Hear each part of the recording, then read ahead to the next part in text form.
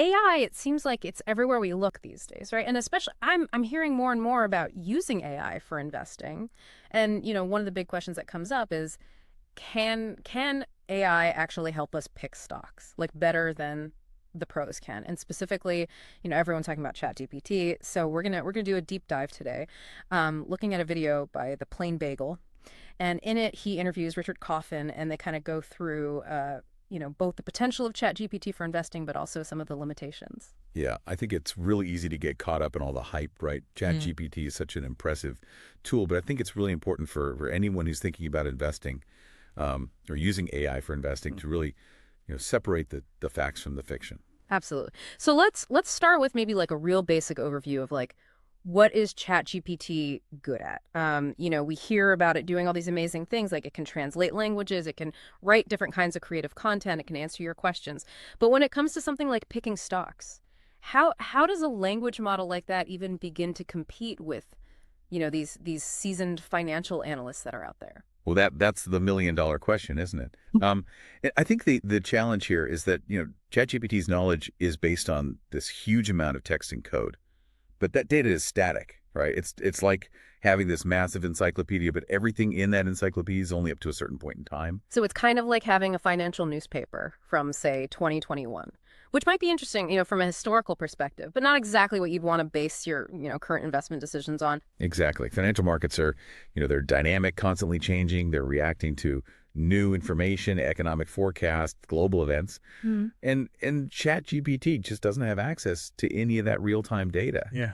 And it certainly can't predict the future. Yeah, it's like you wouldn't want to rely on yesterday's news to make, today's trades, right? Exactly. And, while ChatGPT is really good at recognizing patterns in language, it doesn't necessarily have the same depth of understanding when it comes to financial concepts. Mm. So, for example, it might misinterpret a company's earnings report or fail to grasp the nuances of some kind of complex regulatory change. So even if it can like identify whether there's like positive or negative sentiment around a particular company, it might still be missing some of those really crucial details that could actually impact the stock price.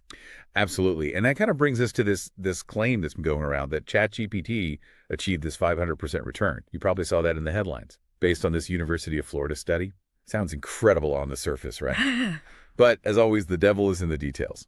Yeah, that 500% number definitely caught my eye. But I'm guessing it's not quite as simple as it sounds. You're right to be skeptical.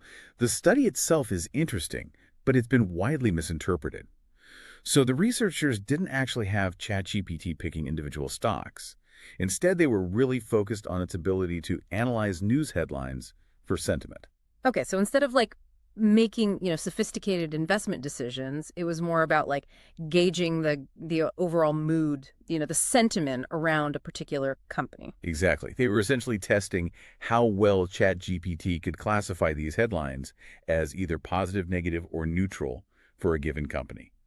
And then they built this trading strategy purely based on that sentiment analysis. So essentially they were buying or selling stocks based on whether ChatGPT thought the news was good or bad. So in a way, they were kind of testing ChatGPT's ability to like read the room, Hmm. as opposed to, its actual financial acumen. But how does that sentiment analysis even work in practice? Can you give us maybe an example of like how that might play out? Sure. Imagine there's a headline that says, "Tech company unveils groundbreaking new product." ChatGPT would analyze that language right and probably categorize that as positive news, Mm. which would then potentially lead to a buy signal in their trading strategy. But of course, that's just one piece of the puzzle.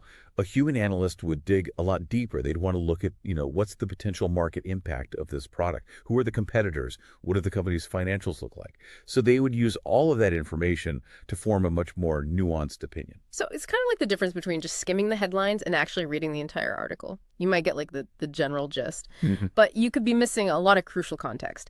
But even if we assume that, ChatGPT's sentiment analysis was spot on, there's got to be more to investing than just, reacting to headlines, right? You're absolutely right. And the study also made some pretty critical omissions that really distort the real world picture. So, for example, they didn't factor in things like transaction costs or taxes, or even the liquidity of the stocks involved.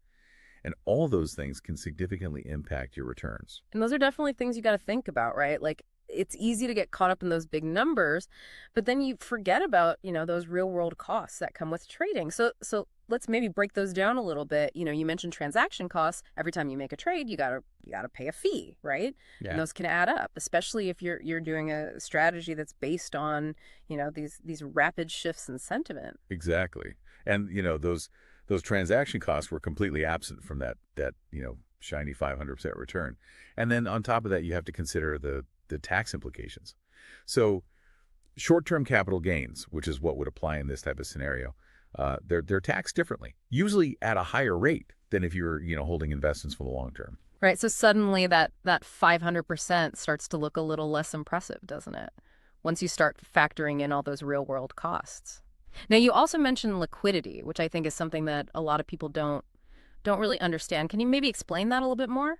Yeah, it's a really important concept, especially when you're talking about the types of stocks that were used in this study, which were microcap stocks.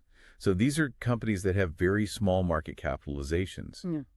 and their shares can be very illiquid, meaning it can be hard to buy or sell large quantities of the stock without actually affecting the price. So you could have this situation where, ChatGPT says, "Oh, the stock's a winner, you got to buy it." But then when you actually go to sell it, there's no buyers, or you have to sell it at a much lower price than you were hoping for. Yeah, exactly. It kind of takes the shine off of those big hypothetical returns. But here's where it gets even more interesting. The study actually found that as ChatGPT's sentiment analysis improved, the returns actually decreased. Wait, so it got better at analyzing sentiment, but the returns went down. That seems kind of counterintuitive, doesn't it? Like, shouldn't a more accurate system be able to, produce better results? You would think so, right? Hmm. And it really raises questions about the role of chance in their findings. So they used different versions of ChatGPT in the study, including the more advanced GPT-4. But interestingly enough, the less advanced GPT 3.5 actually outperformed its successors. So the simpler AI did better than the more complex one. That's really fascinating. Does that suggest that maybe those initial really high returns were just a fluke? It's definitely possible. The study doesn't conclusively prove that those gains were solely due to superior sentiment analysis. Right. Randomness or just plain luck could have played a pretty significant role. And even the paper itself acknowledges that ChatGPT's accuracy on individual headlines was only slightly better than chance. So it's kind of like, if you flip a coin and you get heads 10 times in a row, doesn't necessarily mean that you figured out some secret formula for predicting coin tosses. Exactly. And I think this is where the rubber really needs the road. We have to look at real world performance. So have we seen any convincing evidence of ChatGPT's stock picking prowess outside of this very specific research setting? Well, there was that Twitter account that was making the rounds a while back that was claiming to be, beating the market using ChatGPT. But I seem to remember that it didn't take very long for their performance to start lagging behind the S&P 500. What about like those AI powered ETFs? Those are becoming pretty popular, aren't they? They are, but a lot of them are also underperforming the market. And the reality is that consistently beating the market is incredibly difficult, even with advanced AI. There are countless sophisticated algorithms that are already out there. Exploiting those, tiny fleeting opportunities that exist in the market. It's a very crowded and competitive landscape. So it sounds like ChatGPT isn't necessarily going to give investors, that unique edge that they're hoping for. That's the main takeaway here. But with that said, should investors just ignore all this AI buzz and stick with their existing strategies? Not necessarily. I mean, this technology is a game changer, and it's only going to become more sophisticated over time. But as always, a healthy dose of skepticism is definitely warranted. So where does this leave, the average investor who's not trying to outsmart Wall Street algorithms? Is there still a role for ChatGPT in their investing journey, even if it's not, this magical money-making machine? Absolutely. I think of it more as like a powerful research assistant. It can help you gather information. It can help you summarize those, dense financial reports that are usually a real chore to read. And it can even help you explore different perspectives on a company or an industry. So instead of asking ChatGPT, what stock should I buy? Maybe we should be asking it questions like, what are the key factors that are driving this company's performance?